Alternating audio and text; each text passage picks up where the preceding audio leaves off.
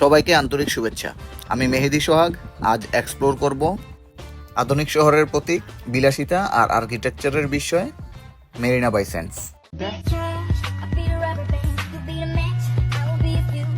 Singapore Marina Bay Sands বা সংক্ষেপে MBS, এই একটি হোটেলকে কেন্দ্র করেই বদলে গেছে পুরো মেরিনা বে এলাকার চেহারা। এই প্রজেক্টটি কমপ্লিট করতে সময় লেগেছিল 3 বছর 10 মাস। এপ্রিল 2007 থেকে শুরু করে জুন 2010 পর্যন্ত। এর ডিজাইনার ছিল বিখ্যাত আর্কিটেক্ট মোসে সাফদি, আর পুরো প্রজেক্টটি নির্মাণ করেছে লাস ভেগাস স্যান্ডস কর্পোরেশন। প্রজেক্টটির নির্মাণ ব্যয় হয়েছিল $5.5 বিলিয়ন। এটাই ছিল তখনকার বিশ্বের সবচেয়ে ব্যয়বহুল ক্যাসিনো প্রজেক্ট। MBS মূলত 3টি 57 তলা টাওয়ার নিয়ে তৈরি, যেগুলির উপরে আছে বিশাল এক স্কাই পার্ক। এই স্কাই পার্কটি দেখতে বিশাল এক নৌকার মতো। এর উপরে রয়েছে বিশ্বের সবচেয়ে উঁচু ইনফিনিটি পুল, যা শুধু হোটেলের অতিথিরাই ব্যবহার করতে পারেন। এই পুলে সাঁতার কাটার সময় আপনি দেখতে পারবেন পুরো সিঙ্গাপুর শহর। MBS এ রয়েছে প্রায় 2561টি বিলাসবহুল রুম অ্যান্ড সুইটস। প্রত্যেকটি রুমেই রয়েছে আধুনিক সুযোগ সুবিধা, marble bathroom, automated control system এবং জানালা দিয়ে শহরের অসাধারণ দৃশ্য।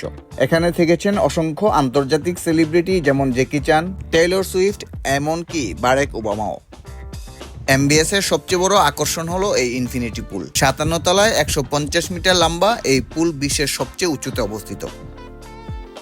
MBS শুধু হোটেলই না, এটা একটা কমপ্লিট এন্টারটেনমেন্ট হাব। এখানে রয়েছে বিশাল এক ক্যাসিনো, যেখানে 6000-এরও বেশি গেমিং মেশিন এবং টেবিল আছে। আর এখানে কিছু মানুষের স্বপ্ন গড়লেও স্বপ্ন ভেঙেছে হাজারো লাখো প্রবাসীর।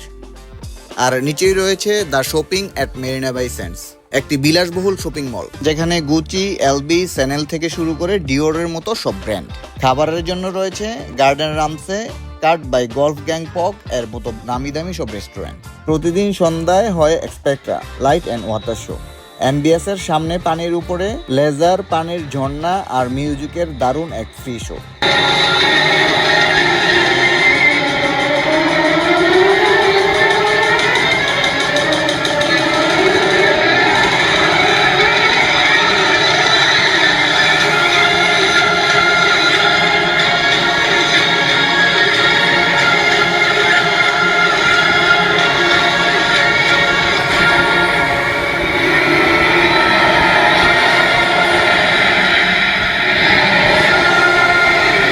এটা না দেখলে সত্যি অনেক কিছু মিস করবেন। MBS সিঙ্গাপুরের গর্ব, প্রযুক্তি নান্দনিকতার এক দুর্দান্ত উদাহরণ।